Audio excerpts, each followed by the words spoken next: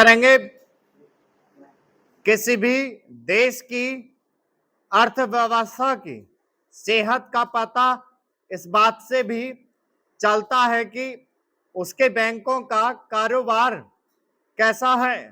बैंकों का कारोबार मुख्य रूप से लोगों से जमा आकर्षित करने और उसे कर्ज के रूप में देकर उससे ब्याज कमाने से चलता है। मगर इस समय भारतीय बैंकों में जमा और कर्ज का अंतर काफी बढ़ गया है। इसे लेकर सरकार और भारतीय रिजर्व बैंक की चिंता स्वाभाविक है। पिछले दिनों मौद्रिक समीक्षा के वक्त आरबीआई के गवर्नर ने बैंकों से इस अंतर को पाटने के लिए विशेष योजनाएं चलाने की सलाह दी थी। उन्होंने कहा कि बैंक ब्याज दरें निर्धारित करने को स्वतंत्र हैं। यही बात केंद्रीय वित्त मंत्री निर्मला सीतारमण ने आरबीआई गवर्नर के साथ बैठक में कही।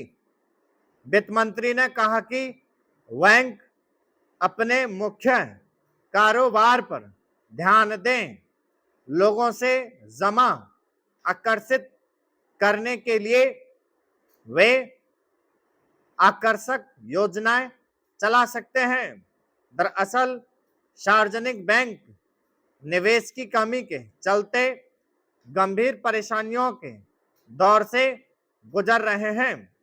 कायदे से बैंक अपनी ब्याज दरें रेपो दरें से आधा से लेकर 1% तक ऊपर रख सकते हैं। मगर इस मामले में भी उन्हें कुछ राहत दी गई है। फिर भी उनके पास अपेक्षित जमा नहीं आ पा रहा। इसकी वजह साफ है। पिछले कुछ वर्षों से लोगों की आमदनी लगातार कम हुई है।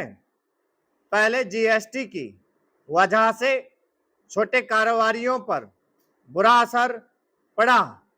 फिर कोरोना काल में पूर्णबंदी के बाद बहुत सारे कारोबार बंद हो गए। लाखों लोगों की नौकरियां चली गई। जिन लोगों के पास नौकरियां हैं भी उनके वेतन में तुलनात्मक रूप से काफी कम बढ़ोतरी हुई है, जबकि महंगाई काफी बढ़ गई है।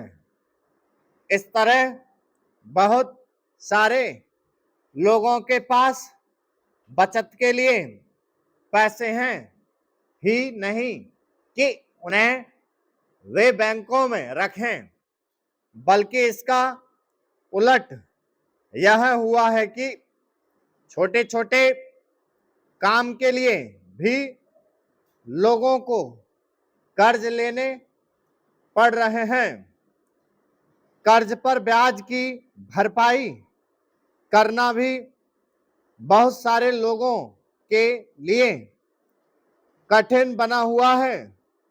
बचत के बारे में लोग तब सोचते हैं जब उनके पास जरूरी खर्चों से अधिक आमदनी होती है। मगर सरकार लगातार इस हकीकत पर पर्दा डालने का प्रयास करती रही है कि रोजगार और आमदनी के स्रोत लगातार घटे हैं। कुछ दिनों पहले आम बजट पेश करते हुए वित्त मंत्री ने खुद दोहराया था कि बेरोजगारी कोई समस्या नहीं है, गरीबी लगातार कम हो रही है।